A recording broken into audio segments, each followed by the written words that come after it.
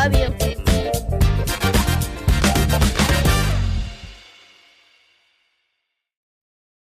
Welcome, everybody, to Brad and Mira for the Culture, the Other People Show's weekly pop culture assessment. I'm Brad Listi, joined as always by my friendly and defensive millennial friend and co-host, Mira Gonzalez. Hi, Mira. You know, I always love the adjectives that you pick to describe me each week. Friendly and defensive. That's, I guess that's true. I guess it's true. Yeah, all right, I'll take it. I'm well, Brad. How are you? I'm okay, aside from the fact that my headphones just died. I've had these headphones forever. Yeah, when you take the headphones off, I noticed you got a haircut. I did, yeah. River and I both went and got a haircut. We always get our haircuts together. And he got a buzz. Like, my daughter wanted, for some reason, she was like fixated on him getting fully buzzed. It's an odd thing for her to be fixated on. I don't know why. She's like, I just think it would look so cute. And I was like, all right, like, what do I care? I'll do it. Like, I'll have him. But then, like, I couldn't tell him because he gets anxious about that sort of stuff. Like, you couldn't tell him that they were buzzing his hair off?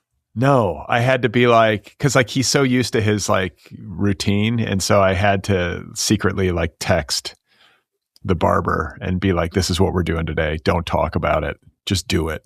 Was he horrified when he saw the results? No, he was fine. I mean, he like rolled with it once it happened. But then apparently Carrie took him to school this morning, and at drop off, he insisted on wearing a baseball hat because he didn't want people to talk about his hair. Oh, poor River. Yeah. So anyway, here we are, Mira. What are we going to be talking about today in the popular culture? We're going to be talking about a lot of things, a lot of very positive, upbeat, light stories. We're going to be talking about Marty Supreme's supreme loss at the BAFTAs. We're going to be talking about a guy with Tourette Syndrome who did something very inappropriate at the BAFTAs. Said something very inappropriate at the BAFTAs. And then we're going to be talking about Prince Andrew, who is a pedophile, etc. And then we're going to be talking about another very famous Brit who is equally as important as Prince Andrew, who is Bonnie Blue. So stay tuned for that, Brad and Mira, for the culture listeners.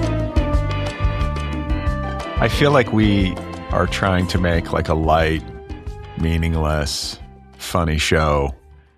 And every week there's just like increasingly dark stories on the slate. Like, we can't escape the darkness, even on this program.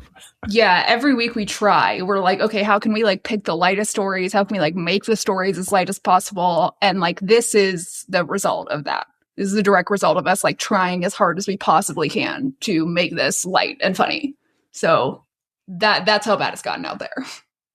Today's episode is brought to you by Abrams Books, publisher of the debut novel He's the Devil by Toby Coventry. He's the Devil is an exhilarating, darkly comic debut about a do-gooder whose world is turned inside out when his new roommate, who may or may not be possessed by the devil, moves in. He's the Devil is the official February pick of the Other People book club. That is my book club. You should sign up over at otherppl.com.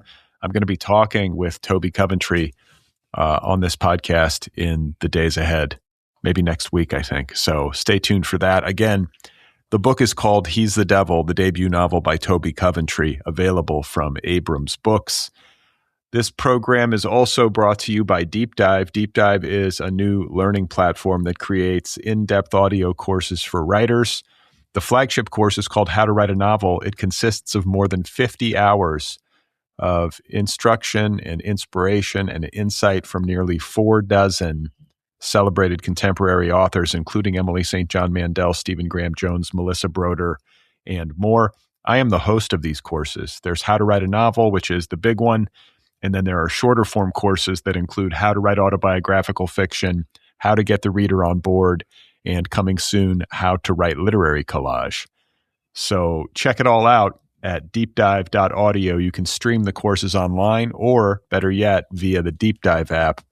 So it's very convenient and user-friendly.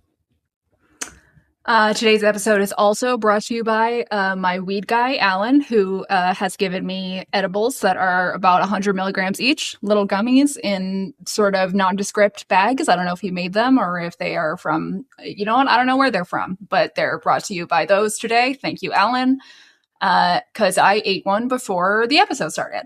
So stay tuned. If you can pinpoint the part of the episode in which the edible kicks in, please email us a timestamp. And if you are correct, you will win a shout out on our next episode. Well, that assumes that you're going to know when it kicks in. Are you going to be monitoring yourself? I mean, I think I'll know when I start to feel extremely, like when I go from being like stone cold sober to being very stoned. I do think that I'll notice that. Yeah. Okay. And you have a guy who makes gummies? Like you get like artisanal gummies? Well, I mean, like I live in Los Angeles, so if I did want artisanal gummies, that's certainly something that I could get. But no, this is just, I mean, I don't know how legal it is. It's just like a website that I go on and I just like add things to the cart, and then he will sometimes throw in extras. So sometimes those are like actual professional looking gummies, and then other times it's kind of just like gummies in like a sort of fancy looking bag, but with no real branding on it or anything. And I don't really know where those gummies come from, but I eat them anyways. How many of these do you pop in a day?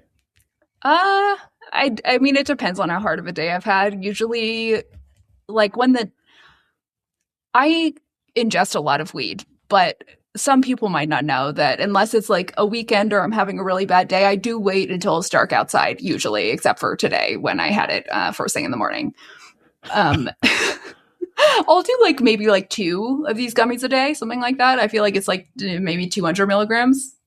Just to keep it like on the level, just to keep yourself situated. Just to like, wind down, watch my housewives. Wind down with 200 milligrams of THC. Yeah, some people have a glass of wine. Other people have 200 milligrams of THC. It's normal. I'm from California. Mira, I think that the equivalent number of glasses of wine might be more than a glass. I think you're talking like 6 glasses of wine. I mean, look, with my weed tolerance being so high and my alcohol tolerance being so low, I actually do think they might be equivalent for me personally. Yeah, I guess so. I'm forever amazed at your abilities. But speaking of horticulture, I planted my garden. You did. You planted your garden. I did it. I mean, like it really looks like 100% better than it did. I even planted this tree, like this relatively big, heavy tree, which in retrospect was probably not a job for one person. But you did it.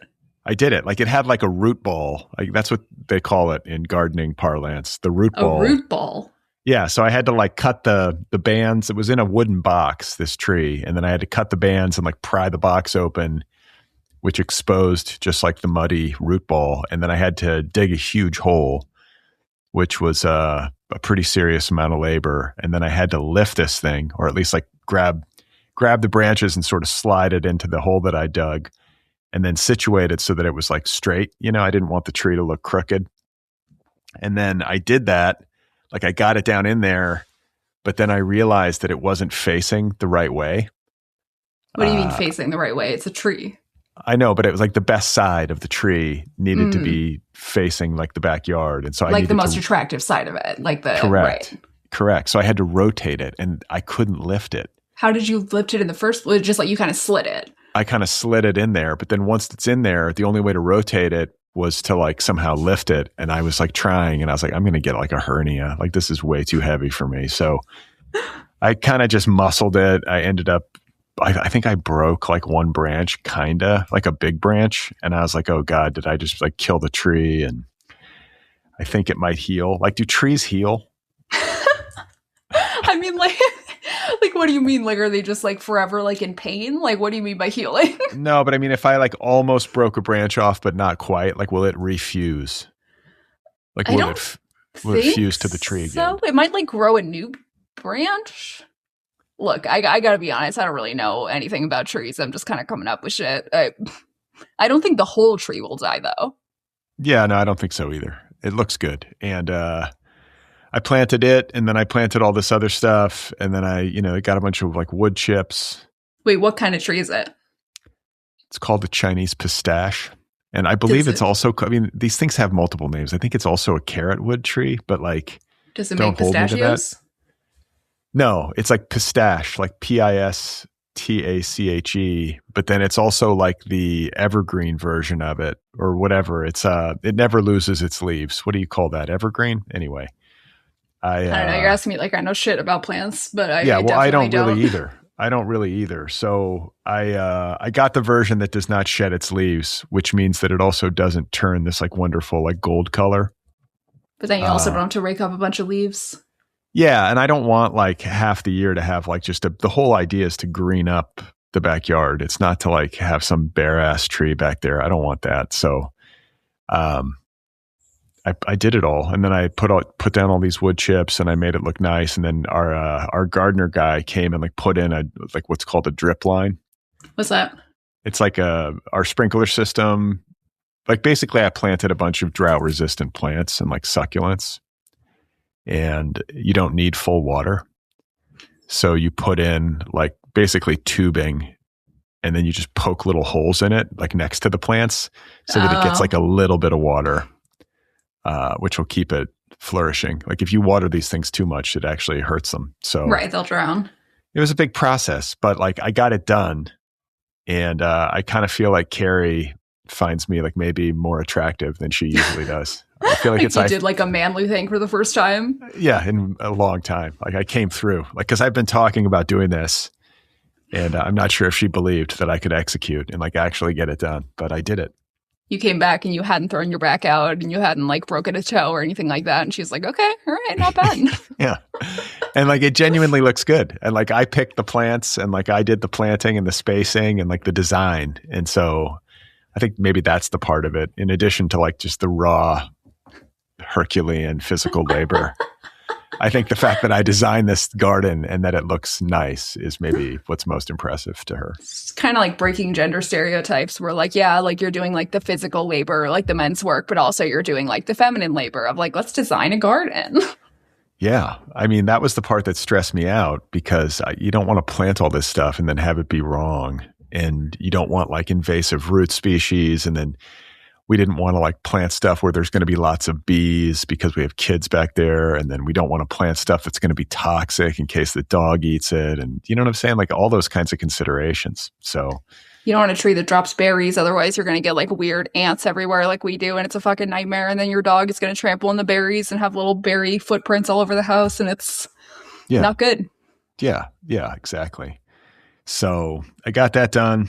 I've got a little bit more, like there's little spaces that are still not done yet where I'm going to, plant some more stuff, but the backyard will essentially be done. And like the good news is that it's all drought resistant. So it should be like low maintenance, and it should just, because like our backyard in the summer just gets cooked in direct sunlight, which is part of the problem with our previous plants, is that they were just burning out. So I did that. And then, I'm getting ready for AWP still. That's next week. Dude, AWP is like, it's like they just decided that like, how often is it? Once every year? Once every 4 years? No, it's once every year. Once every year. Yeah. They just decided that like once a year, all writers and publishers and publicists and everybody just needs to be like tortured physically and mentally. Like maybe it's like good for their art or something to just make them like suffer once a year.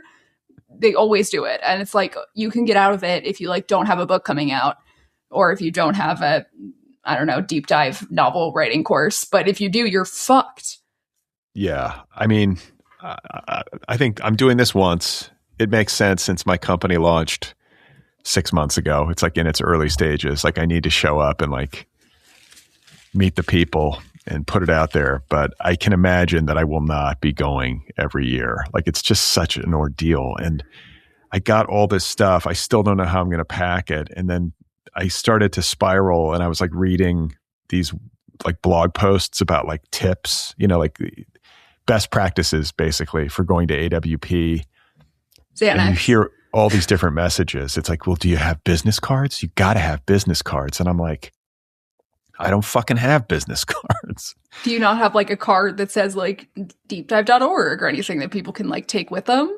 Well, no, I mean, I have tablecloths that are branded that are going to go on my booth. Like you don't have like pamphlets or like something you can hand out like, oh, you like deep dive? Like check it out. Here's this thing. I have flyers. Okay. But not business cards. And then flyers I also seems have like plenty. Yeah, but then I also have these huge stand-up banners that have QR codes on them. Oh. That seems fine. Yeah, so people can scan those. It's like, I don't know how much more I need to do, but no one even wants your business cards. No offense, but it's like they're there for a deep dive or whatever. They don't want your business card. I'm not even sure they want my flyers, Mira. Like, we're going to find out. I'm not even sure they want my presence at the studio. Yeah. I truly am. I'm troubled by the thought that I'm just going to be sitting there and people are just going to be walking past me. Like, who the fuck is that guy? Like, what is deep dive? But I mean, you should prepare yourself for a good amount of that. Like, people probably will stop by, but like, people are going to look at you with crazy eyes and just keep walking. Also, it's going to be like more of that than people stopping by. I also bought some new clothes because like all I ever wear is sweatpants. I mean, that's literally what I'm wearing right now is what I wear every single day. You know this. Have I ever worn anything but this? No, you're a big athleisure guy.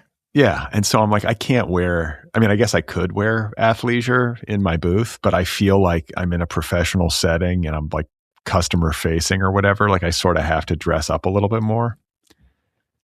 What did you get? Just like some polo shirts. Like I'm just going to wear pants and a shirt. And I guess it's supposed to be cold in there. That's another thing I read. Yeah, it's supposed to be freezing in there. I'll have a coat and I'm going to bring like a reusable bottle of water. I was almost thinking like I'm going to buy like a travel water boiler thing so I can make tea. I feel like they'll have like hot water there for people like presenting with booths and shit, right? Yeah, but I can't leave. I'm the only person. I'm tethered to that fucking booth. What happens if you have to pee? I don't know. I'm going to have to hold it. I'm not going to Have you thought about that? No, I don't know what I'm going to do. I'm not going to be able to eat. I'm going to be like just fasting and like holding my pee for like 10 hours a day. I was joking before about you paying my way to AWP so that I can be your assistant, but now I'm starting to feel like, how are you even going to do it alone? Like maybe you do need me as your assistant. What happens when you have to pee? Listen, I might not make it back from AWP. This could be the end of me. It kind of sounds like it's gonna be. Like you can't pee, you can't eat, you can't I'm kind of excited. I'm kind of excited about not being able to eat. Like I take that as a challenge. I can fast. Like that won't actually bother me. But what about the not being able to piss part? That'll bother me. Or like what if you have to shit yourself? Oh no, I'll handle that. I would You'll just shit yourself? No, I would never. Like I'm going to manage that. I think. But then again, it's travel. So maybe I won't. Like maybe you're going to be in there. You're going to be fucking freezing, starving, thirsty, having to pee, not able to leave your booth, like suffering. Yeah. And then all these people with communicable diseases are going to come talk at me. Oh, yeah. No masks. And you can't wear one either because that's going to look unfriendly. Yeah. And I'm not, and so then it's also a situation where I feel like I have to have a demo of Deep Dive for people to engage with. Like listen to? Yeah. And so I've got to get an iPad and then I bought some new headphones because I can't bring now, especially now that they're broken, I can't bring my shitty old headphones that I've used for years and like have people using them. I kind of feel like it's unsanitary. So then I'm like, well, I got to buy wipes. And I got to have like headphones that you can wipe. Like they may be like plastic.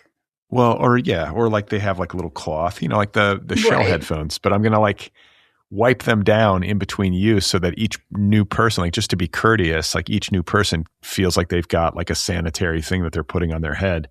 But then I'm like, do I get Clorox wipes or is that toxic? I mean, you kind of have to do a toxic option if you're trying to get rid of germs on like if you were like, oh, here's some like all natural like tea tree oil wipes. Like people are gonna be like, "What the fuck? These still have contaminants on them." Yeah. So I mean, this is where I'm finding myself. So I'm gonna do it. I'm gonna get on the plane next week. There will be a new episode. I think. I mean, I'm planning on having everything continue and getting things done ahead of time, and I'm gonna be editing some episodes. I think on the road, but hopefully the show will continue uninterrupted, including this show that you're listening to now. We're gonna continue our show, Mira. Brad is not going to fly me out. He may die. We will not be doing an IRL at AWP of Brad having his mental breakdown, unfortunately, though it would be entertaining. So, oh well. I might have a mental breakdown anyway. I might find a way. I mean, we'll just have to see how this goes. But what are your predictions? Do you think it'll be positive or do you think I'm going to come back and be like, why did I do this? I mean, I think that like it's possible that you definitely like will make sales, but you're going to come back and be like, why did I do this? Like no matter how many sales you could make $1 million and you're going to be like, that wasn't worth it. Why did I do that? Have you ever been to Baltimore? I have. Tyler actually used to live there. He had a job over there, and he moved from Baltimore to LA when he decided he was in love with me. So, oh right, was it nice? Yeah, I really like Baltimore. Actually, it's a very cool place. It's like I really enjoyed it. I kind of want to rent a bike. You're not gonna have time to ride a bike. Are you insane? You're gonna be in the fucking like convention center for a bajillion years every day, and you're gonna come back to the hotel and be like so exhausted and hungry, and you're gonna have to pee so badly. You're gonna have to piss yourself like 5 times throughout the fucking day. I'm just gonna wear a diaper. Yeah, and then what? You're gonna go party with drunk people? You're gonna ride your bike around Boston? Like no. I don't think I'm going out at night. I know that you're supposed to, but like I think I'm gonna get done, and I'm just gonna go get dinner. And then just like quietly and like meekly return to my hotel and just like fall asleep. That's what you think until you get a text from somebody like, I'm at this house and like we've got every important literary figure here. We got Karl Ove Knausgaard is here and he's doing cocaine in the bathroom. You gotta get over here ASAP.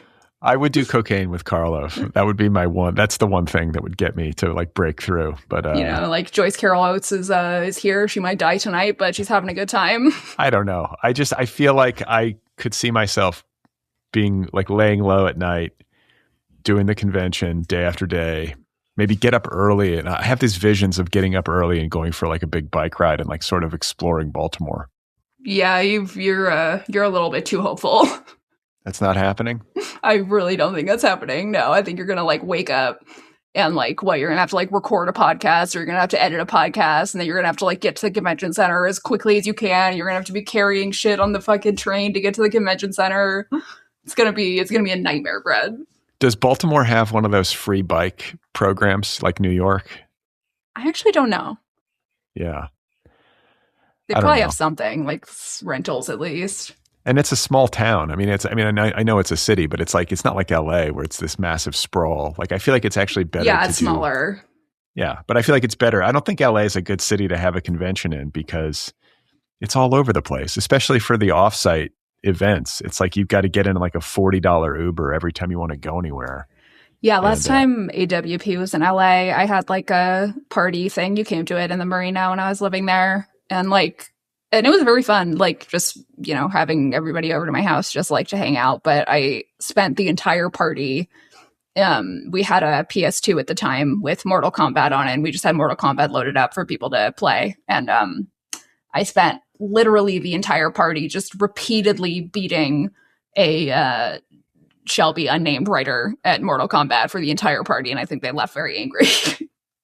I was at that party. Yeah, I spent the whole time beating somebody there at Mortal Kombat. I'll tell you who after the podcast. I think that's where I met Chuck for the first time. Was Chuck there? Yeah, he was there. My parents were there. Yeah. You spent most of the time talking to my parents, I think. Yeah, well, they were my contemporaries. Yeah, they were your age cohort. Yeah, so, hey, do you guys remember the 80s? Hey, you're Gen X, right? So I'm getting ready for AWP. And then I was reading in the news this morning that there are all these, tourists stranded in, I think it's Puerto Vallarta. Yeah, like Guadalajara, Puerto Vallarta, Yeah, because of I guess like the Mexican authorities killed some drug kingpin. These guys always have such cool names. It's like El Mencho. What was his name? Yeah, El Mencho, I think is what it is. What was the other guy? El Chapo. El Mencho. And El Mencho died, and so the cartel freaked out, and now they blew up Puerto Vallarta, basically. Yeah, they were exploding cars. They exploded a Costco. It was a bunch of crazy shit was going down. Well, and they're holding people hostage, aren't they? I think that is fake news. That I think it's just people being insane. They are burning shit down like crazy, but they're not taking any hostages. So I'm watching this and I'm thinking of last week we were talking about how I'm going to be accompanying my parents to Guatemala for a family wedding for my cousin. And I'm imagining my parents watching this news of the cartel in Mexico, even though obviously Mexico is not Guatemala. It's close enough. I can just hear my mom. Well, I don't like the looks of this the cartel. Guatemalan cartel. These gangbangers. But I mean, honestly, it would be our luck that we'll go down to Guatemala and something will happen and the Guatemalan cartel will pull something like this. Is there a Guatemalan cartel? Somehow I really doubt that. There are cartels all over Central America. Yeah, I don't know, but that's you could probably get out of the trip if you scare your parents enough. No, I want to go. I genuinely want to go. Like, I'm excited to see. I've never been to Central America, believe it or not. I feel like I should have gone, but this will be my first trip. I've been to Mexico, and I've been to the Caribbean, been to Cuba, but I've never been to Central America. So, how's your Spanish? Yo hablo un poquito. I studied for 4 years in high school, but it's like, I can get by. And I can get by in French, but I'm like really bad in both. Essentially, I can speak terrible French and terrible Spanish. Yeah, I can speak terrible English and terrible Spanish. I'm hanging on by like a thread. Barely with fluent in English. That's right. Yeah. So otherwise, I binged a UFO docuseries this weekend on Netflix. And there's like 4 episodes, and I just got really into it. And it's called Encounters. Have you seen this? I haven't, but this does not sound like it's good for your mental health. Well, I think like there's a part of me. Yeah, I mean, I think it's like the kind of thing you watch when your mental health has cratered to a degree where like nothing matters anymore. Like, fuck it. Like, let the aliens take over. Like, that's kind of where my head was at. Right, the aliens seem comforting. You're like, everything on Earth is like so bad that like the aliens might maybe fix it. Yeah, I mean, listen, there's another docuseries which isn't as good, but it's kind of like, it's more sensational, but it's called like, what was it? The Woman in New York, Alien Abduction. It's like a woman in Lower Manhattan who claimed to have gotten sucked out of her bedroom window into a spaceship. And it's kind of fascinating. But this docuseries Encounters is way more compelling. And I've heard of the Ariel School before. There's an entire episode dedicated to the Ariel School, which is a school in, I think it's Zimbabwe in Africa. And, and there was like, it all like landed in like a elementary school or something. Yeah. And so there was this Harvard scientist. Of course, I'm already blanking on everybody's name. Was it John Mack or something like that? But there's a really decorated, I think Pulitzer winning Harvard social scientist or something who took up this, subject of interest somewhat controversially. They actually tried to take away his tenure because of what he was doing, because he was going on talk shows and talking about the fact that, we've been visited and all this kind of stuff. But there was this private school, like a private, I think like elementary school or a boarding school in Zimbabwe. And these kids were out, and it's out in the bush, essentially. It's in a very bucolic area where I guess like there's giraffes and, it's just kind of like the wilds. And the kids were out on the playground mid-morning, and the teachers were in a meeting. So it was basically the kids were outside unsupervised. And according to their telling of it, a ship landed and like a alien creature got off the ship and had these like big black eyes and was like, they were just sort of like locked eyes with it. They're just like kids like standing there, and this creature started talking with all of them like silently, like telepathically. And it was basically saying like, you guys are destroying the earth. Don't overdo it with technology. You got to stop the polluting, basically. Like this kind of message, like a very like wholesome ecological message. But this was also, this was the early 90s. So funny to say that to children. Like, what the fuck are the kids going to do? They can't do shit. They don't even know what you're talking about. But so there's 60 eyewitnesses, 60 kids. And like, it was like notable because they all were separated, but described it the same, right? Yeah. And so this guy from Harvard went there, I think 2 weeks after the incident or something like that, like not too long. And he sat down and interviewed all these kids on camera. And their testimony is like really compelling because they're sweet little children. And I mean, kids do get carried away, and they can sort of feed on each other, and they can have like shared fantasies or whatever. So you got to have some degree of caution. But what makes it like really compelling in this docuseries is that they're interviewing these kids now, and they're all adults, and they're as adamant now as they were then, like that what they saw was real, except for like one guy who's like, it's total bullshit. And he's like chain smoking. I mean, it's just, there's always that guy. There's always that voice. Right. I mean, it's like there is like a lot of research on like implanted memories or like false memories that like can happen when you're very, very young and you like get an idea. And then it's like they say essentially every memory that you have is actually a memory of the last time you had that memory. And so it can just kind of like become an echo chamber as you get older. Whereas like you have like a memory that's fake and you have a memory of that and then a memory of that and then it becomes an echo chamber. But I do remember reading about this and feeling like, what the fuck? I mean, watch the footage. The footage is really compelling. And, so there's that. And then there's another episode in the docuseries where a group of school children in, I think, the UK see a ship land. And then there's other people in that region who have similar experiences. And then there's a lot of talk in the docuseries about how, the amount of sightings ramped up in the mid 20th century with like the advent of nuclear technology, like nuclear weapons technology. And there's like an unusual amount of activity and there have been an unusual amount of sightings around like nuclear bases. And there's like a guy who worked on, I think, a nuclear base in Montana where like a ship was like hovering and like he's getting all these messages. He's underground, like literally in like the bunker, like monitoring the nuclear warheads that they store there.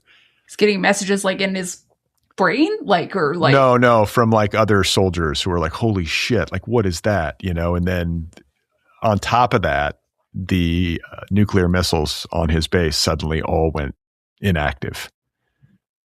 Wow, like, woke aliens. Yeah, like they disabled basically the system. He couldn't explain it. He's like, I didn't push anything, it's just completely unusable. So there's that. And then there's an entire episode about Japan and, God, what's the name of the town that got hit by that awful tsunami? Fukushima.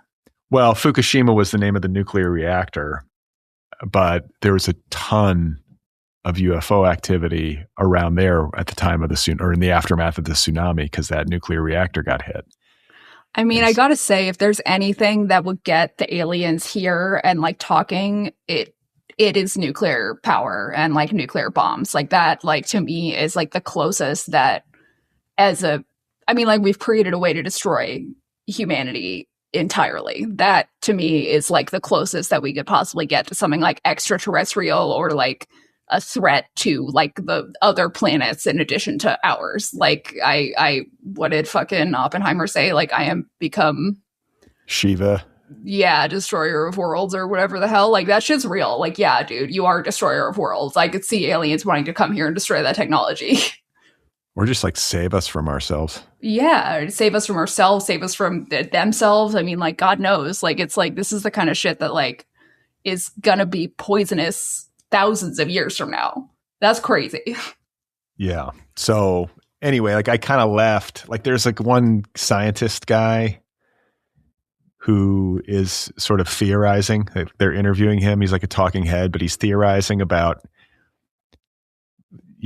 aliens coming here from distant planets. Like, first of all, they'd have to travel at incredibly high speeds or be like, maybe there's some like wormhole in the universe that we're not aware of that they're going through to like bridge these big gaps or something. But you get from, let's say they live on planet A and Earth is planet B. They get here in their cool ships, but then like, what do? I guess they can either go back and forth much more easily than we suspect, or they can survive for like eons on these ships. Like it just seems a little crazy that they would just be flying around in space or in our atmosphere, because this guy makes the point that planets, like the atmosphere from one planet to the next is incredibly variable. Like atmospheres are very unstable. So on the surface of Mars, it's like 100 degrees below zero.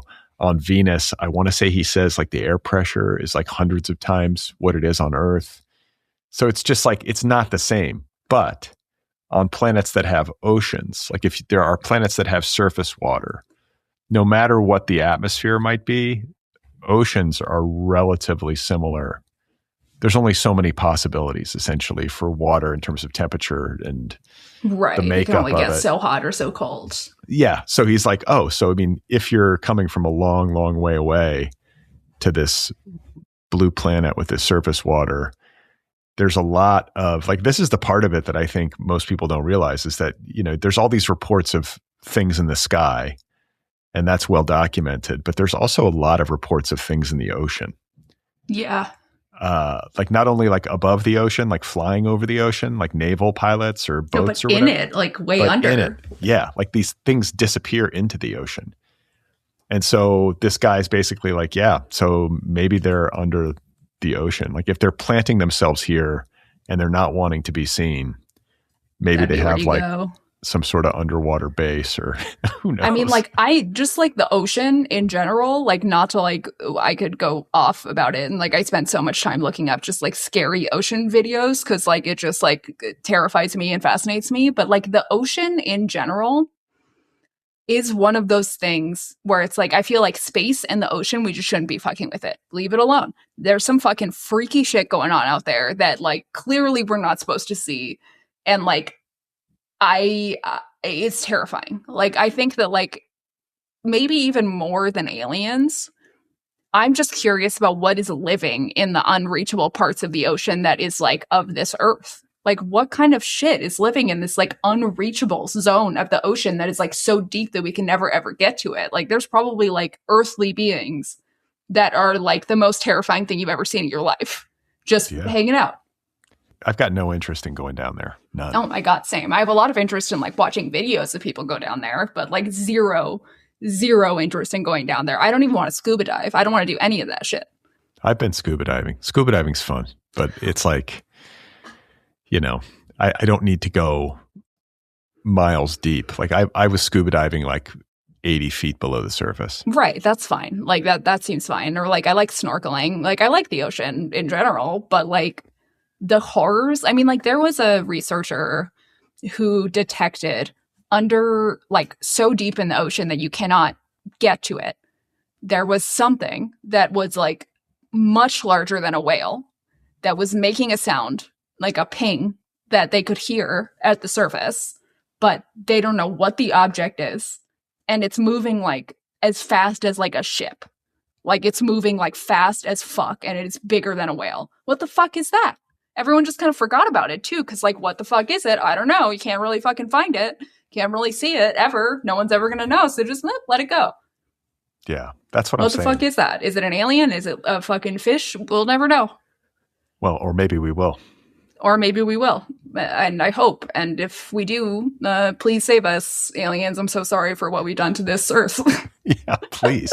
Step in. Like, can't you see? It's an emergency. But that would have been a better ending to First Reformed. Like, will God forgive us for what we've done to his creation? And then the aliens come down and they're like, yes.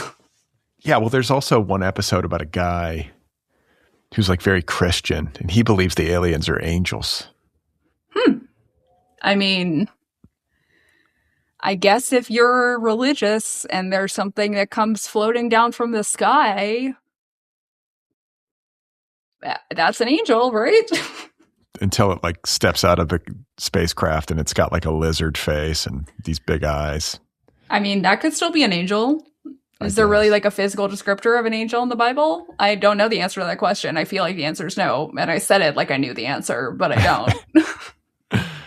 Yeah, I just hope they're friendly. You know, you got to believe if they're smart enough to get here that they hopefully have like an advanced intelligence. But yeah, or at least like if they enslave us, maybe they'll be like nice. Yeah. Hopefully. Hopefully.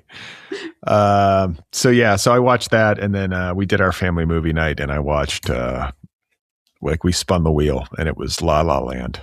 Oof, bad wheel spin. Bad luck. I don't know. Like I kind of like musicals and I feel like it's I like they don't make them anymore. Like except musicals? Like they haven't. Well, no, they don't do like movie musicals the way that they used to, and that was kind of a throwback. La La Land came out like just like not that long ago. It was 10 years ago, but there's not a lot of them. I mean, what else has been a musical that you've seen in the theater besides La La Land since then? Well, I didn't see it in the theater, but Wicked. Wicked, yeah, I guess. So and then Wicked 2, I guess. Yeah. But I feel like there's some sort of like, it's like a celebration of Hollywood, that movie is. And I found like the whole Ryan Gosling saves jazz thing sort of goofy. I mean, it's the whole character about how into jazz he is. It's just obnoxious. A white guy saves jazz. Did you see him when he hosted Saturday Night Live during the big press tour for that movie? No. I remember that. He hosted Saturday Night Live and they did this funny skit about how he saves jazz. And he had a good sense of humor about it. But they're winning. I mean, I thought Emma Stone and Ryan Gosling are winning. And I like them both as actors a lot. Yeah. And the kids, I mean, I think Evan liked it maybe more, but she was sad that they didn't wind up together. And River is just, he can't shut up while you're watching a movie. Like every time there's like a scene break or like the screen goes dark for even a millisecond, he immediately is like, is it over? Is it over? That's me when like Tyler picks some esoteric like foreign Criterion film, puts it on when I'm like a little bit stoned. Yeah. Is it over yet? Yeah, River, is it over yet? So we did it though. We watched it. It was I don't know. I feel like I haven't fully hit a movie that everybody really likes yet. I'd be interested. I should ask them if there's one that they like the best. Yeah, like a full family. I'm trying to think like what is like a good like full family enjoyment. Have you tried Napoleon Dynamite? No, but I think that's on the list. I think that it's like a good, like I remember seeing that with my entire family, like, you know, like ages spanning from like my sister who's 7 years younger than me to like my brother who's 3 years older than me and then my parents and like everybody in like tears laughing, like just fucking loved it. I don't know if it stands up. I haven't seen it in years, but do you want to know might something? Be a good option. Do you want to know something crazy? Yeah. I've only walked out of the theater in 2 movies that I've ever seen, or no, 3 movies. I walked out of the Star Wars that they made when Star Wars made its first comeback. Just the shitty ass George Lucas Star Wars about the little like kid. The Jar Jar Binks one. Yeah. I mean, as soon as Jar Jar, I was out. I walked out. I'm like, this is so bad. I was so mad because those movies. I was so nostalgic.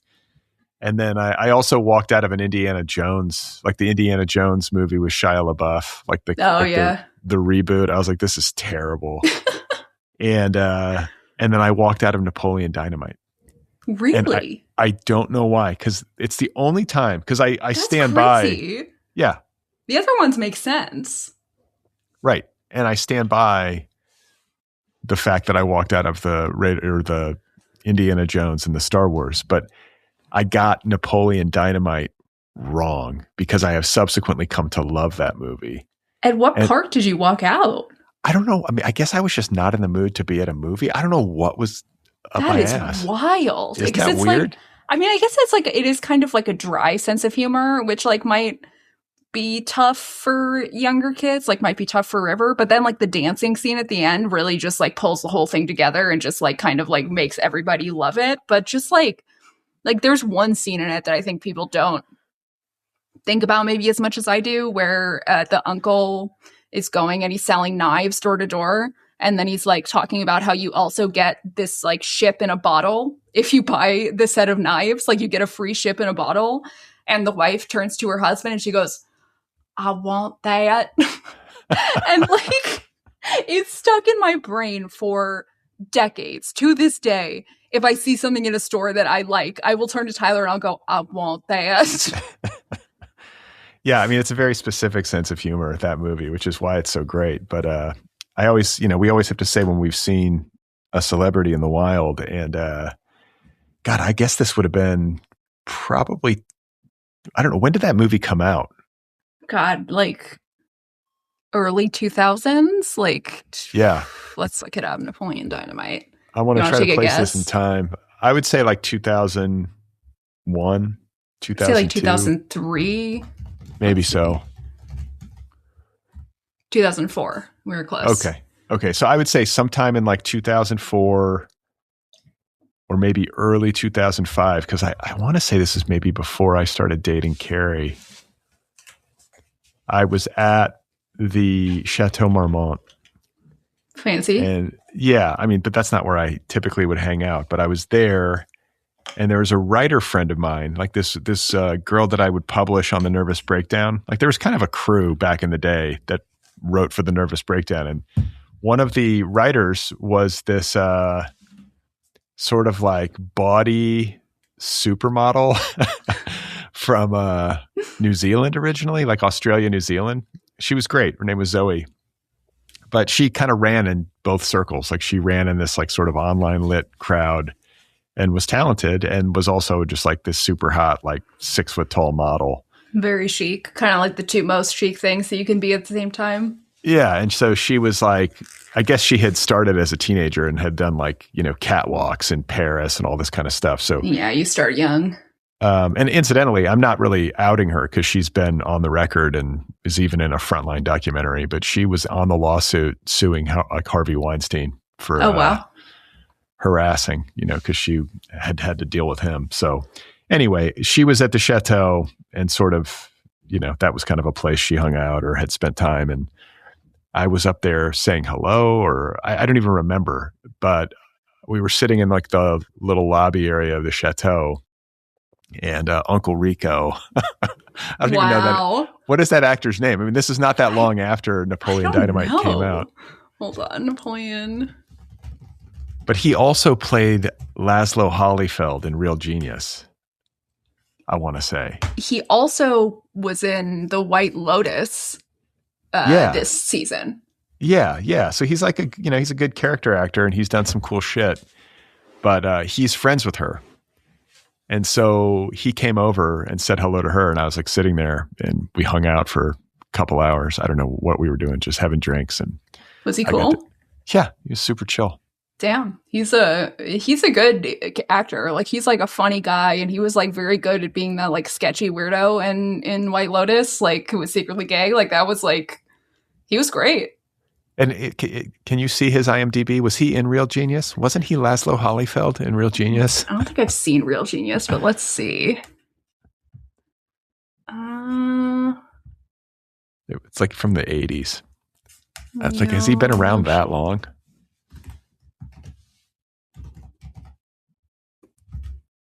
I don't think so. I think that must have been somebody else. What's his name? John Grease?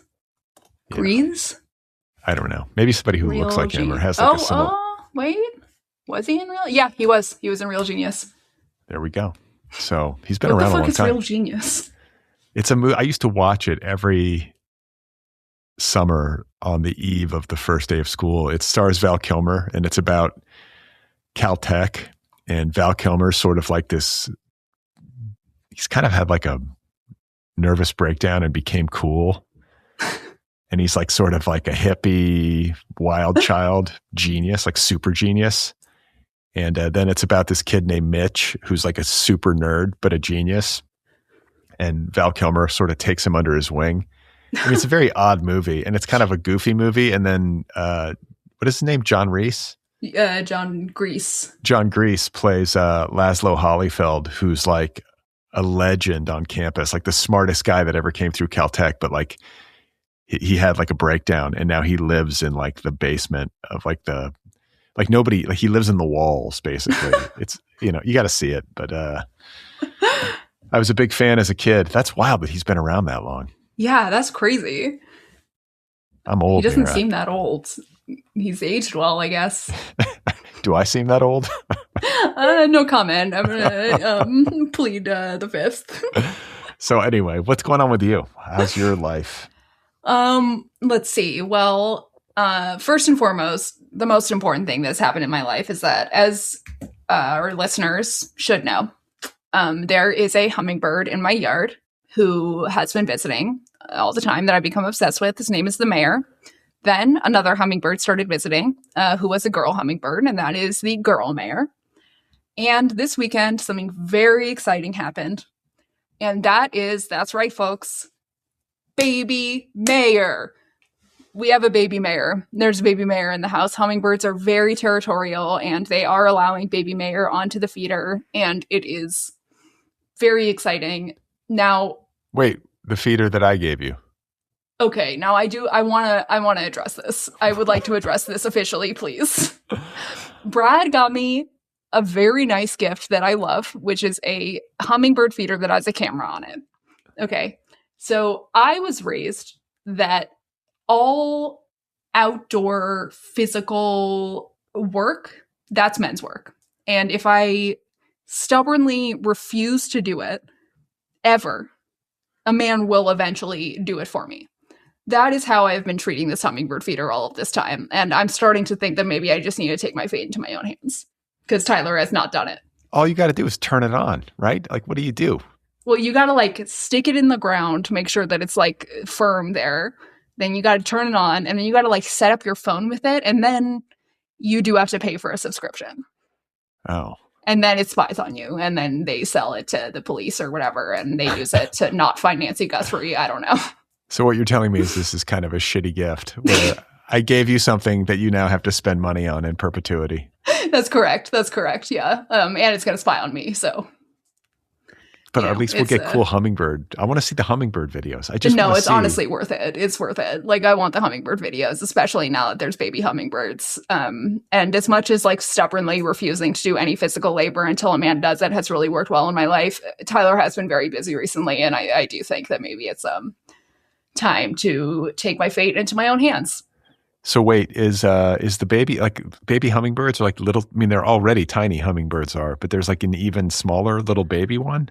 Well, so hummingbird babies, like newborn babies, we had a hummingbird nest in my house when I was growing up. There was a hummingbird nest and the babies are like literally the size of like a wasp, like of like a large wasp. They're that tiny, but they're very hard to see unless you know exactly where the nest was, like we did when I was younger. And so I've been suspecting that there was a nest, but I haven't been able to find one because they're like literally the size of like a fucking quarter.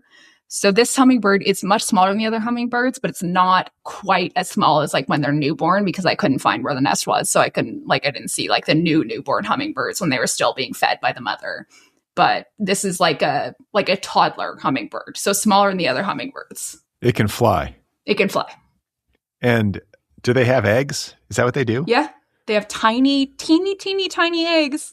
And they birth these teeny, teeny, tiny little things. And they can fly when they're like the size of a wasp.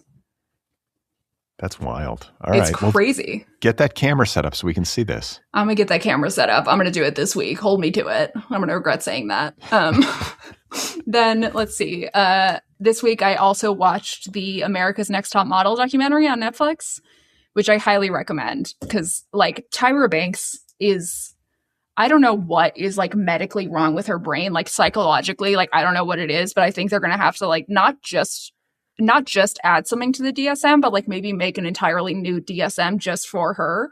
Something is so wrong with that woman. She's out of her goddamn mind. I saw her once. Really? At the old juice shop that I used to go to, the Beverly Hills Juice. Oh yeah, Academy, I love that place. Whatever. Yeah, it's like I've taken you there. Yeah. Yeah, it's I was there one morning. I think this was back when I was dating Carrie. That's when I used to go there a lot.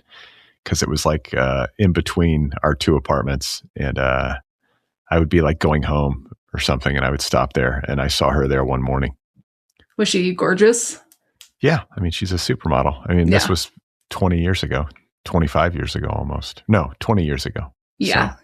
Yeah. Incredibly fucking gorgeous, but just fucking fat shit crazy out of her fucking mind. I mean, I don't know if you could even like diagnose her with anything besides like narcissism and like an intense desire to just like continue, I don't know, gaining power and business acumen. Like it's crazy. Like the shit that she made these girls do was crazy. She had them. Wait, this is a documentary about America's Next Top Model? Correct. And would if I watched it, would I like it or would it be stressful?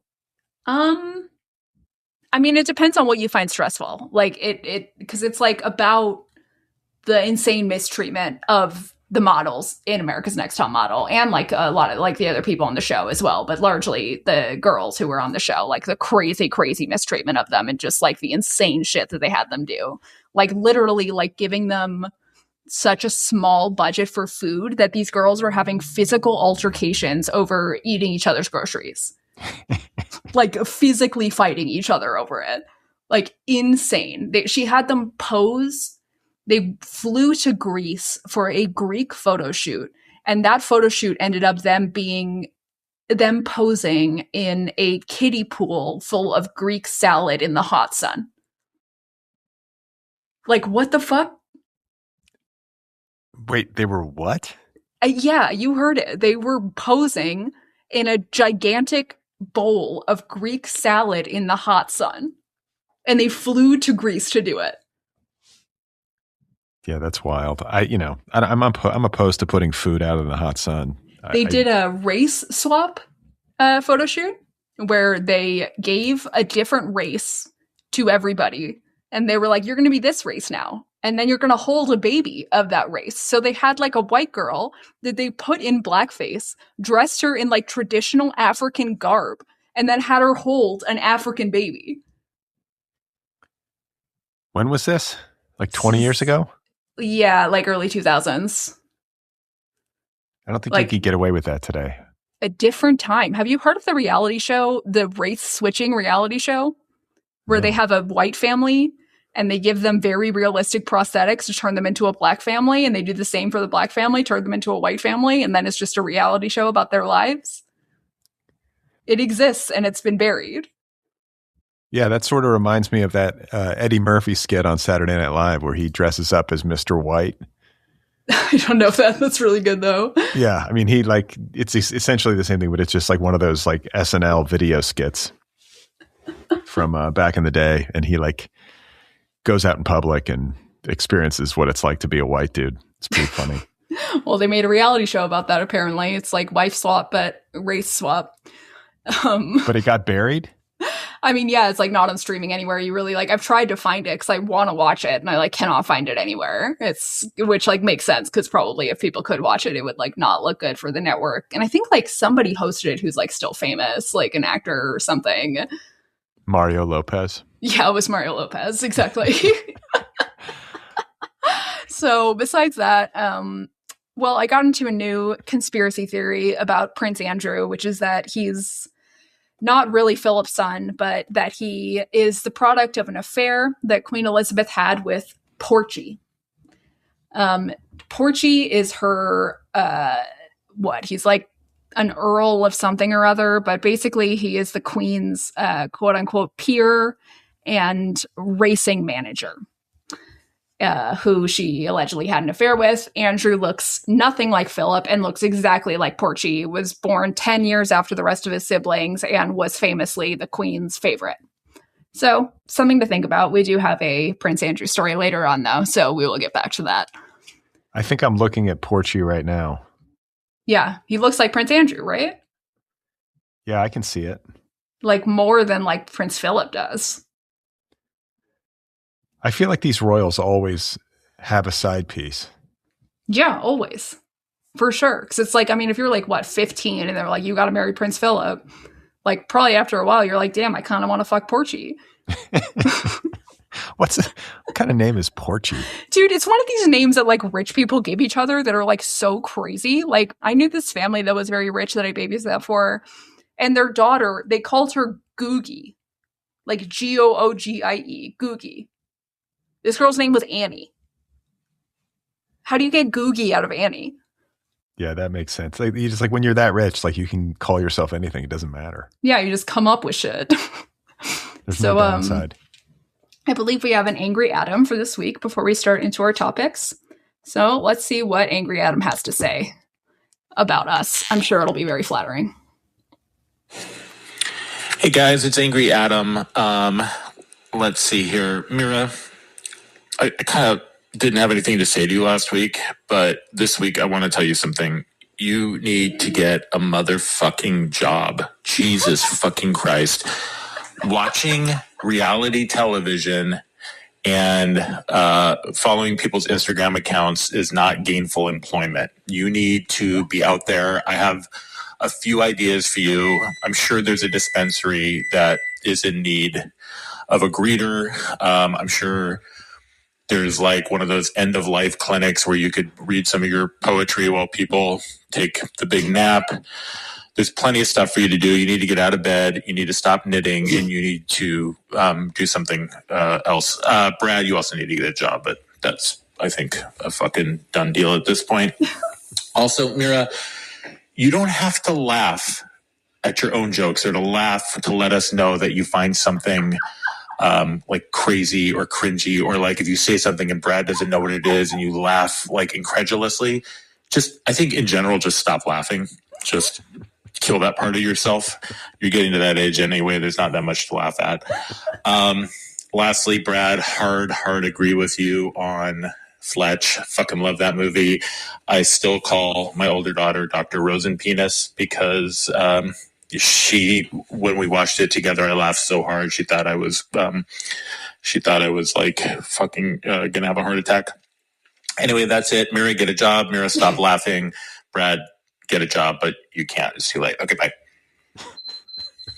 Okay, so first of all, Adam, don't record your angry Adam things while you are, I don't know, using the microwave or something in the background. I don't know what that beeping was, but that's inappropriate. By the way, that's very, very thinly veiled passive aggression. He knew exactly what he was doing. He was doing that on purpose.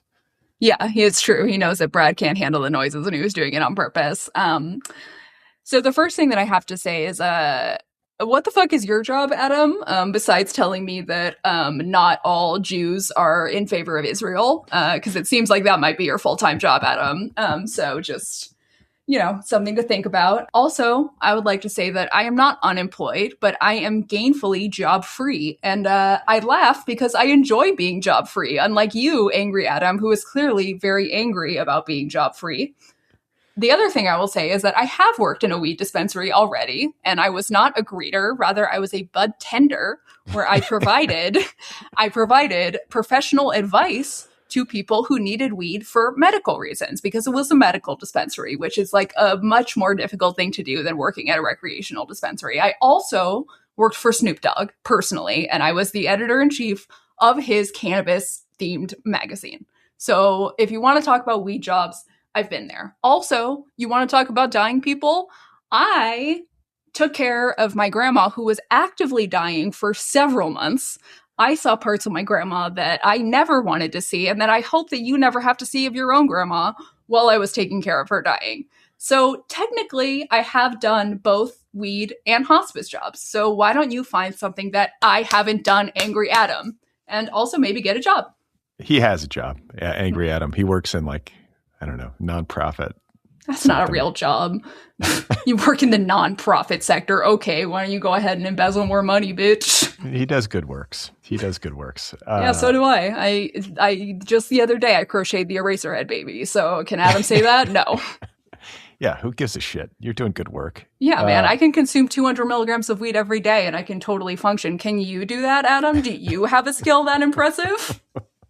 Did you, Mira, when your grandmother was in her last days, did you read her any of your poetry? Is a question. You think that I want my grandma to have a bad time while she's dying? You think I want my grandma to suffer while she's dying? The whole point was to alleviate suffering, Brad. I swear to God, if I'm dying and any of you motherfuckers, sorry, it makes me emotional. If I'm dying and any of you motherfuckers read me poetry, I am haunting the shit out of you. It is going to be like a Wuthering Heights at your window. You are never escaping me type situation. Do not read me poetry in my last days.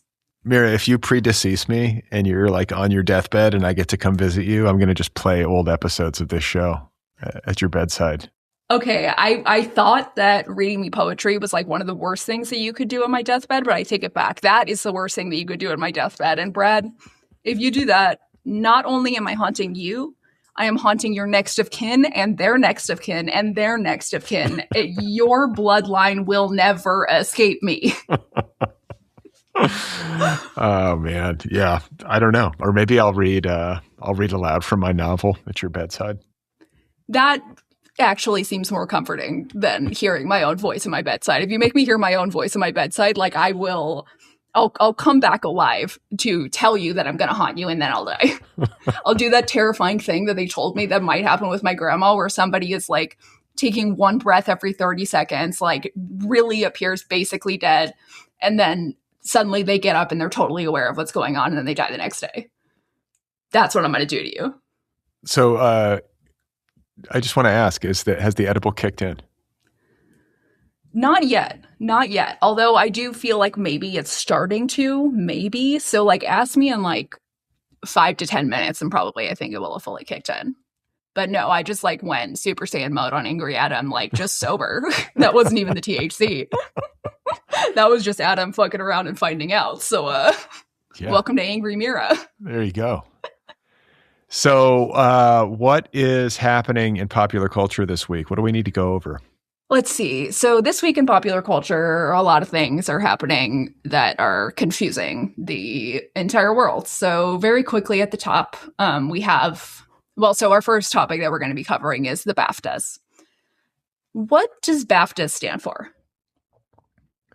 The beautiful, absolute, fabulous time after shows.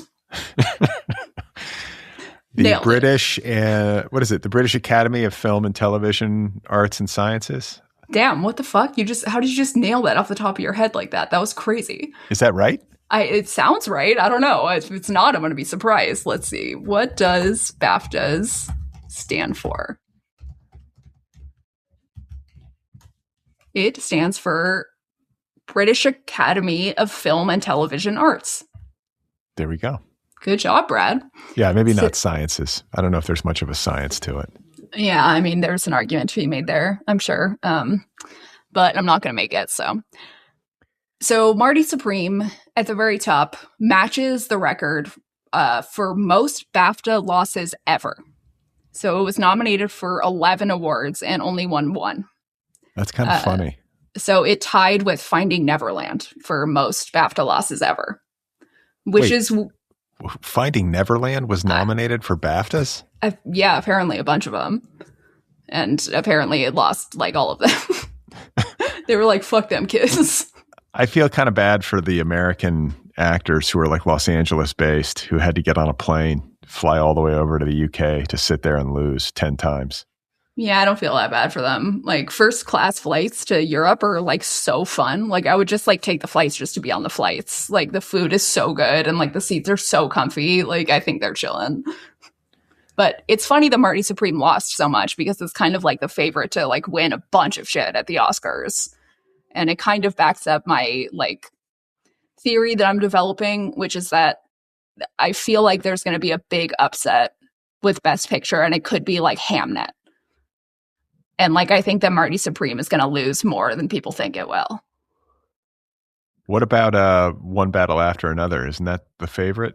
I mean, that would make more sense. I think that like One Battle After Another would make more sense. But I think that like Marty Supreme, I think One Battle After Another would make sense for Best Director and Marty Supreme for Best Picture, I think is what like the general consensus is. But I think that I think Best Picture honestly could be Hamnet and just piss the fuck off everybody. Yeah, I could see that. I don't even care. I mean, there's too many. First of all, how many nominees are there now for the Best Picture? It's like 10 movies. Something like that, yeah. And like F1 is one of them. That's not even a real movie. It's stupid. There needs to be like 5 like they used to have. And that's it. And then we have an easier time. And like they don't split the vote up so much that some movie that doesn't deserve it ends up winning it. Yeah, right. Because I feel like the vote is going to be split between One Battle and Marty Supreme. Is Marty Supreme really that much of a favorite? Yeah, I mean, like it's a favorite. I don't know, like Best Picture, it's like I think really a toss-up between One Battle After Another and Marty Supreme. But like Best Actor, like is like a shoe-in supposedly for Marty Supreme. And like, but he didn't win the BAFTA. But he didn't win the BAFTA, right? So it's like, what's going to happen there? Who would win if Chalamet doesn't win the Oscar? See. And like, just so the audience knows, we will be registering our official predictions the week before the Oscars, just so you guys can follow along. Who is nominated for Best Actor? Michael B. Jordan for Sinners, Timothée Chalamet for Marty Supreme, Leo DiCaprio for One Battle After Another, Ethan Hawke for Blue Moon, whatever the fuck that is, and then Wagner Moura for Secret Agent. I think if Timothée Chalamet doesn't win, I think it'll be Michael B. Jordan. Okay. I don't think they're going to give it to Leo. Did you see Sinners? I did. It was really good. I really liked it. It was fun. I would say it was fun. Like One Battle and Marty Supreme, I think, were like great movies. Sinners was like a very, very fun movie. That was good. But like more poppy, like more pop More mainstream. poppy. Yeah, like I think like somebody who enjoys Marvel movies could enjoy that movie, which is not to say that it's like as bad as a Marvel movie, but it's like, yeah, much more poppy, I would say. So moving forward, the main story at the BAFTAs this week was that there was a guy with Tourette's in the audience who is the subject of a biopic about his life, who also suffers from corporalia, which is something that can happen to people with Tourette syndrome, where you shout out inappropriate words at inappropriate times. Other people with Tourette's have just like regular tics where, physical tics or, sounds that they make. But this man has corporalia specifically. And during a speech that was being given by Delroy Lindo, and Michael B. Jordan, John Davidson, who is the man with Tourette's, shouted the N-word loudly enough that everybody could hear it, including on the broadcast. And this has resulted in what I am calling the Godzilla versus Mothra of woke online discourse. Everybody mad of woke online discourse. The Godzilla versus Mothra? Yeah, because we're in a situation now, and this is extremely reductive and not what I believe about the situation, but this is like what the online discourse is embodying. Basically, saying that, denouncing the person with Tourette's for saying the N-word is ableist, but not denouncing him for saying the N-word is racist. This paradigm, which is like not even real, but like this paradigm has caused the woke internet to absolutely go insane. Nobody knows what they're arguing. Everyone's making very strong arguments, like very like strongly worded arguments in either side. Like it's like the end of Reservoir Dogs when they're all pointing the guns at each other. It's called a Mexican standoff, I think. But I don't know if I'm allowed to say that. Is that inappropriate? I mean, I don't know. I'm Mexican. I'll say it's a Mexican standoff. Yeah, right? It's like where they all shoot each other. I think that this situation is the perfect embodiment of the Brad Listi worldview. The Brad Listi mindset? Yeah. Like the world is complex. Everything's gray. It's not black and white. And we need to have some compassion for people and give people some grace. Like this guy's got Tourette syndrome. And what is it called? Not coprophilia. Corporalia? Corporalia, where you like, unless he's got some history, I don't know who this guy is, but if he's got some history of racism. And to be clear, he does not. That is like, this man has been like an advocate for Tourette's for a very long time. He is like well known. He is not a racist. Okay. So it is well documented that people with Tourette's can sometimes have this facet of their disorder that causes them to repeatedly shout out taboo words. Yes. And it's rare, but it's very real. It's like 1% of the population has Tourette's and 10% of people with Tourette's have corporalia. So the question is one of intent. Like, was he trying to offend and harm people, or was this an involuntary tic and something that is humiliating for him? Right.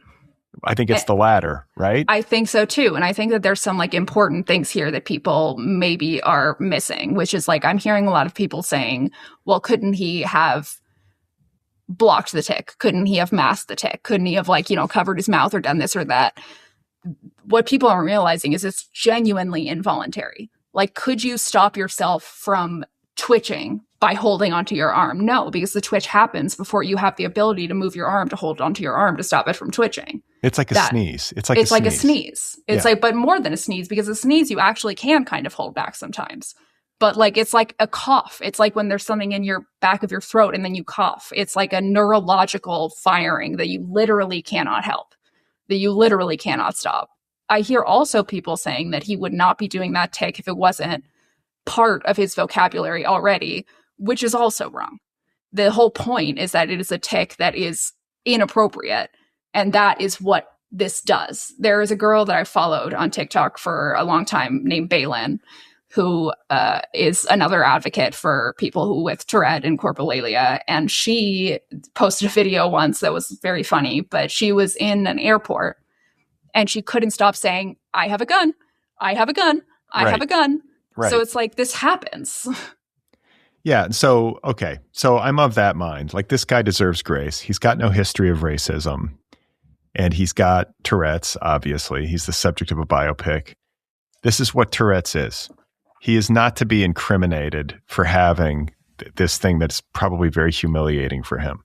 Incredibly humiliating. At the same time, was it Delroy Lindo and Michael B. Jordan are up there, two black men presenting an award or whatever, and this guy shouts the N-word. They don't know who it is. That's humiliating for them. I get that. Humiliating, dehumanizing, for sure. Yeah. So, but, you know, again, take everything in context now that you know the facts.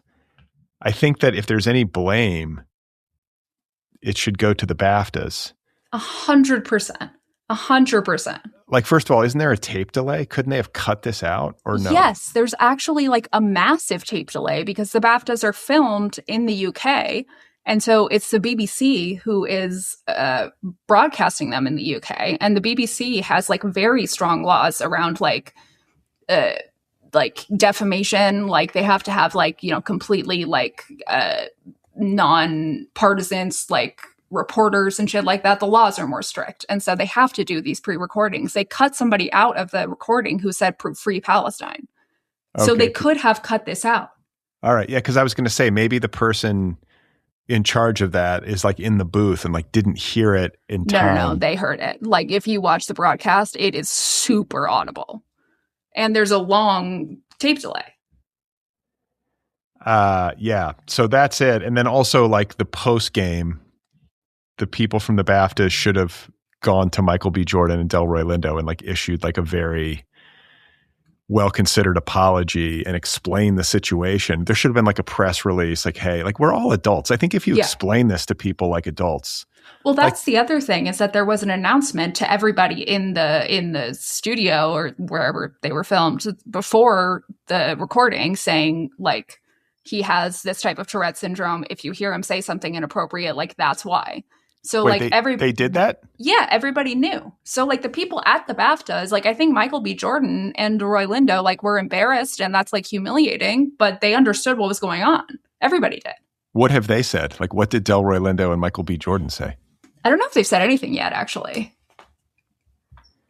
I think there hasn't. Yeah, it hasn't been anything yet. It's just sad. I kind of like, you know, my son, he doesn't have Tourette's, but like, I get having somebody who's like neurologically atypical and like gloms onto words. Like, we have some of that, and it's just like, he can't control it. And so it's not like this guy was trying to harm anybody. It just stinks that it happened. I bet he feels terrible. And like, it's just so typical that everybody on social media would be up in arms. It's like, you know. And I know this is like the worst possible timing probably in the episode that I could be saying this, but the edible has kicked in. Perfect. So, this is where Mira starts shouting inappropriate things involuntarily.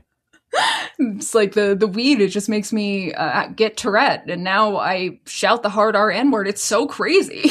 Yeah, so it's the hour and 20 mark for those of you playing the home game. If anybody picked an hour and 20 minutes in, that's when it finally dropped. Yeah, so let us know if that's the timestamp that you chose, and we will shout you out. Although I guess we can't really know how somebody is lying or not, but you know, if you take the effort to email, we'll shout you out. It's an honor system. I think that Michael Richards should have just claimed that he had Tourette syndrome when all that went down. Whoa, wait, the guy from Seinfeld? Yeah, Kramer from Seinfeld, when he hit the hard R Edward at that stand-up routine that he did, he should have just been like, I'm sorry, I have Tourette's, it's called coprolalia. I mean, yeah, he never really recovered from that.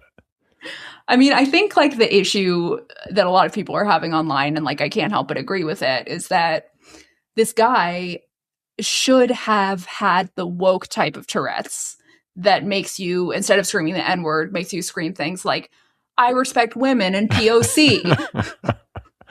That's the whole thing, though, is that it's just, it's all rooted in taboo. It's like the thing that you're not supposed to say, and exactly, and it gets in your head, and then you just trigger, and you just start screaming it. You can't control yourself. This girl that I follow on TikTok, one of her tics is that when she sees a bald person, she can't help but say, "You're bald." Like, even if it's a stranger, they'll be talking and she'll go, "You're bald. Shut up, you're bald."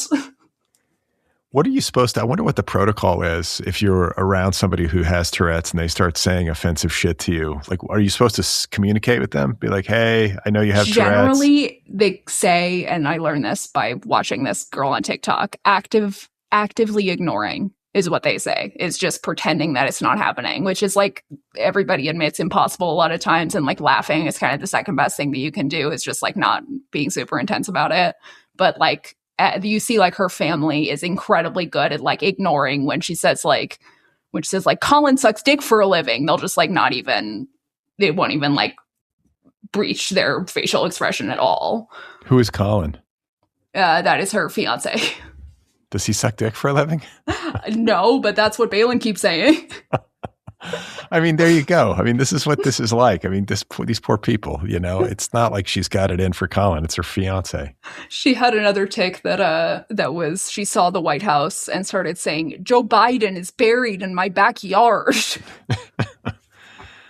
I mean, yeah, there's something like funny about it, if not to make light, but there is something funny. It's so strange and shocking that like you kind of do have to laugh a little bit. And I think it like helps people with Tourette if you like are able to sort of have like a sense of humor about it a bit. Like, you don't want to like constantly point it out and embarrass them or anything like that. But if you're able to laugh instead of get offended, I think that really is like second best thing that you can possibly do. Yeah. So everybody online just needs to, as usual, like take it down a notch and just, take a deep breath, and it's all going to be okay. This guy's got Tourette's. It's not like there was some like virulent racist in the crowd who decided to disrupt the BAFTAs and ruin everybody's night. No, it was a guy who had like a neurological disorder and could not help himself. So like, what can you do? So the next story that we have today is about Prince Andrew, who I recently have decided is the son of Porchy. He has been arrested and removed from the royal line of succession due to discoveries made in the Epstein files, which include some very, frightening photos of him with very, very young children and like babies. But I think the reason he was arrested is that they are reviewing claims that he shared sensitive information with Jeffrey Epstein when he was serving as envoy. Yeah, like that's like the big crime. It's like he spilled the beans about the royal family or the government. It's not that he was like raping kids. Yeah, exactly. Of course. So apparently when he was being arrested, he shouted, "I'm the Queen's son." He also shouted the N-word repeatedly, according to reports. I mean, shouting "I'm the Queen's son" is so succession coded. Like, "But I'm the eldest boy." So there's this very, very great photo that was taken of him laying in the back of like, I think the cop car or whatever took him away. And his eyes are like red and his face is making like a very like just rodent like facial expression and just wrinkles. He's all gray looking and fucked up. And somebody put it in a frame and hung it in the Louvre when nobody was looking, which is a good move. I thought that was pretty funny. Yeah, that's great. Yeah, really good. I don't know. Do we think his life is in danger? Depends what he knows. I mean, he obviously knows stuff about Jeffrey Epstein, but that's kind of a moot point, assuming Jeffrey Epstein is dead. And I guess that's assuming he's dead. That's where we're at now as a society.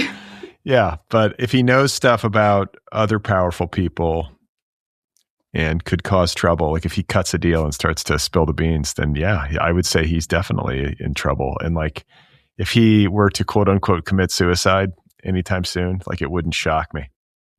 Yeah, I guess it wouldn't shock me either. I mean, he probably does have dirt on others, although I have to imagine like there were a lot of theories that the royal family killed Epstein because of the dirt that Epstein had on Andrew. So like, I think Andrew himself is a lot of the dirt that other people would have, if that makes sense. Like he like is kind of like the top guy. But at the same time, yeah, I don't know. I was thinking about this and thinking about how Andrew could possibly get out of this, like how he could come out of this unscathed or not in jail. And pretty much the only way that I was able to come up with, and this was, he has now been removed from the royal line of succession, but before he could have theoretically killed every single person before him in the royal line of succession, making him king. And then he could completely make it all go away. He could just make sure that he doesn't go to jail. He could be convicted of the crime and still have no legal repercussions of it if he was a king. So that was one way that he could have protected himself, and he can't do that anymore. So he's fucked. But it's like, you know, if he cuts a deal, that would be the ideal scenario. Like, he knows a bunch of stuff and he can really let everybody in on what actually happened. But I feel like if anybody were going to cut that deal, it would have been Ghislaine, and she didn't do it. Like, she's in jail right now rather than make a deal. And so you can only assume that the reason she's not talking is because she feels like they would kill her. Like, why would she rot in jail when all she has to do, like, she can't have loyalty. This person is a sociopath. She's not operating. Of course she doesn't have loyalty. Yeah, she's not operating. She was operating a blackmail operation. That's like what it was. It was a blackmail operation. Ultimately, that's like how they got their money. So of course she'd be willing to use blackmail. I mean, if anything, I feel like the deal that she cut was like, okay, you won't literally put me on death row if I just don't release the information. That could have been the only deal that she could have possibly cut. And like, she clearly has more information than Prince Andrew. And so if they're not trying to get that info from her, or not trying to cut a deal with her for that info, which she's clearly willing to give up, then they're not going to be able to do that with Andrew. They're not going to want to. I just want somebody to say it. I want Ghislaine to just spill the beans. I mean, I feel insane because we have literal emails of these people just spilling the beans and just literally saying, bring a young girl to my island so that I can have sex with her. Like, I would like to rape young children in emails, but it's like, it still feels like we're not hearing it from the horse's mouth, even though we are. Yeah, exactly. It's like, how much evidence do we need? But I guess like in a legal sense, you've got to have like all sorts of corroboration. But then I just see people online being like, oh, like, and they're cannibals. Like, there's all this code word for cannibalism. Like, all these code words mean like they're killing each other. Like, they're killing babies and they're eating it. And meanwhile, like, they are in there literally just saying shit like, would you like to come to my island next weekend and rape a small child? They're not using code words for anything. If they were eating kids, they would be saying, do you want to come over and eat a kid tomorrow? Like, we have all the evidence that we need for like the most heinous crimes in the world. Why are people inventing all of these different things that aren't even there? Yeah, because I see a lot of that too. It's not in the files. There's no cannibal talk in the files. Nothing. They just like talk about food, like real food. They're like muffin recipe, beef jerky recipe, like cream cheese recipe. Like, there's like clearly foods that like Epstein had a kind of like neurodivergent obsession with, and that he was like very specific about. But it was like to his chefs on the island. Yeah, I don't know. I mean, it's so fucked up. It better not go away. That's all I got to say. We can't let it go away. We're going to keep talking about it. Yeah, I mean, I hope so. This pop culture podcast will keep the flame alive. Don't worry, everybody. And I don't know, like, fuck Prince Andrew. I'm glad he got arrested. I mean, you know, what a weirdo. Yeah, about fucking time, dude. And like, also like, yeah, everyone's like, oh, Queen Elizabeth this, Queen Elizabeth that. Fuck Queen Elizabeth. Fuck Queen Elizabeth for protecting her special favorite child pedophile. She knew what the fuck was going on and protected him over and over and over and over again. The fact that he was removed from the line of succession pretty much as soon as Charles became king is just indicative of the fact that the queen wasn't doing shit and was just protecting her pedophile son. Get fucked, bitch. That's what I have to say about that. So, okay, our next story is about somebody who you could call the queen of some stuff. For example, the queen of fucking 400 men without protection in a single day. And her name is Bonnie Blue. Wait, what? So Bonnie Blue is a British porn star who is famous for these sort of stunts that she does where she has sex with huge amounts of men, like back to back all in a row. So she got very famous for one specific thing where she broke the world record for the amount of people that you can have sex with in a 24-hour period. I think she got to maybe 1,000. So, like... Who are these guys? Who does this? Look, we'll never know because they show up wearing ski masks because they don't want anybody to know they're doing this shit. They wear which ski is masks. Understandable. Yeah. That's terrifying. Yeah, it's terrifying. It's crazy. Like, there is, like, no woman in the world braver than Bonnie Blue. Like, she's got, like, security up the wazoo, like, making sure that, like, nothing actually, like, non-consensual happens. But, like, she is, like, insane. She is the Evel Knievel of porn. Like, she is insane. Like, so, okay, so she did this thing where she had sex with 1,000 men, and that's kind of what got her famous. Recently, she did another stunt where she had sex with 400 men in a day, this time unprotected. You could perhaps see where this story is going. She recently discovered that, surprise, surprise, she is pregnant. So, like, I unfortunately did calculate the amount of semen that went into her throughout this day. So men ejaculate on average about a teaspoon of semen per ejaculate. There were 400 men. That adds up to about 8.5 cups of semen. Oh, God. So, like, it was just fucking falling out of her like a waterfall. I mean, it must have been. Because, like, I don't know what, like, it's just like it's an amount of semen that you can't, like, hold inside of you. It's so gross. It's crazy. I mean, it must have been like a puddle. Like, what the fuck? How do you even wash that much semen out of, like, you must have thrown away the whole bed. You'd have to throw the whole bed away. And we don't know who the father is? I mean, I think that it would take a lot longer than this to run 400 DNA tests of men who were in ski masks. I'm sure their IDs were not checked at the door. I mean, and, like, even if they were, like, would she want to know which one was the father? Because personally, like, I would think to myself, well, I don't want any of these 400 men in my child's life, so I'm just going to not get that DNA test and call it a day. Yeah, I mean, like, that's the thing. You're creating a child with a guy who's the kind of guy who would hear about someone offering to have unprotected sex with hundreds of men in one day, and you can all wear ski masks to protect your identity. And you hear that and you're like, yeah, that sounds like a great idea. I can't then wait. Again, sign me up. You're also having a baby as a woman who is voluntarily setting up a situation in which 400 men in ski masks are fucking you and you're enjoying it. So it's like, you know, two sides of the same coin, maybe there. Yeah. I mean, listen, this kid is, I don't think this kid's prospects are all that great considering what I know, but maybe I'll be surprised. I mean, Bonnie Blue's a good businesswoman. She's good at branding, but I imagine the baby shower. Yeah, that's going to be a weird one. It's like, I guess what, friends and family bring a gift. We don't know who the father is. And you kind of hope, like, I hope the guy who's the father is, like, kind of good looking. You know, you're thinking of all these different dudes. There's got to be some schlubby dudes who show up for this. Probably some good looking ones too, though. I don't know. Because I think it's a fetish thing at that point. It's like, at that point, it's like you're fucking her because you want to be fucking someone who's fucking 400 men in one day.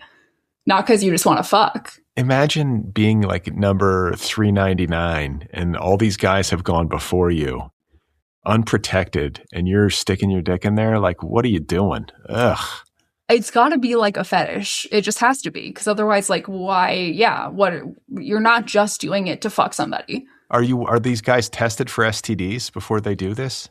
I don't think so. I mean, there's at least no, like, talk of testing them for STDs beforehand, maybe behind the scenes. But they'd have to reveal their identities to do that. That's kamikaze. Yeah, that's really fucking crazy.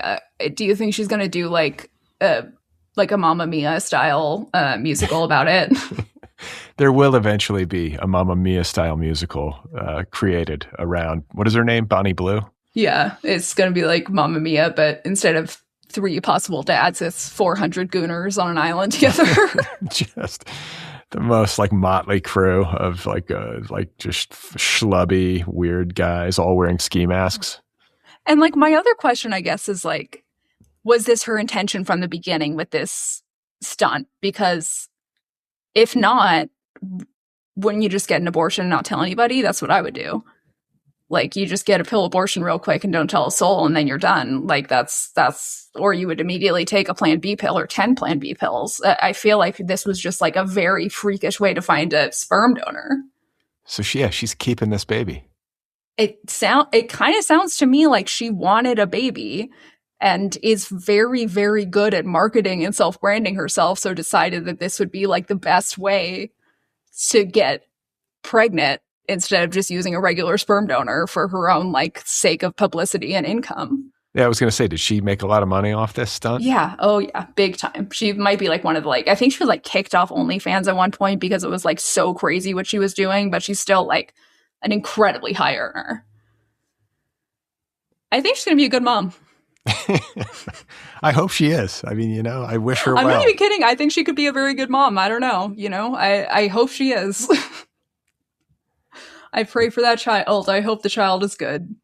Yeah. Being a sex worker doesn't necessarily mean you're a bad mom. I do wonder about Bonnie Blue specifically, though. That's just so gnarly. That's too much. It's like an extreme sports version of sex work, right? Yes. I mean, I've always said that I think porn should be in the Olympics, and like Bonnie Blue would be winning gold for the UK. Yeah, it's like ultra marathoners. That's like that kind of thing. Right. It's like a triathlon, but for fucking.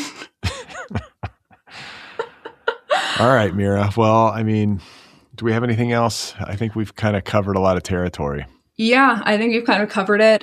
Just really quick at the end, rest in peace, Eric Dane. Rest in peace, James Van Der Beek. Good guys. Passed away this week. Or not. I think James Van Der Beek was like 2 weeks ago, but I hate these stories. It's so sad. Okay. Yeah, sad, but rest in peace to them. Love ending our pop culture podcast on a sad note. It's my favorite thing to do. Yeah, and I was seeing too that they do you see where like they both have GoFundMes? Like, not that there's anything wrong with that, but I'm like, it's just kind of surprising that celebrities. How does that happen? Yeah, well, celebrities, I thought these people were like minting money, and they've got to have GoFundMes to pay off medical bills, or it's America, the country of the land of the free. Everybody gets a GoFundMe unless you're like a full oligarch. And then you just get taxpayer money. Yeah, in which case, you get to bilk the taxpayer. You get a taxpayer GoFundMe. Well, I feel like we did it today, Mira. We've given people a lot to think about. All right. Well, it's been a great podcast, Brad. Great talking to you. And I love our listeners. Love you and I'm in love with you, listeners. Bye-bye.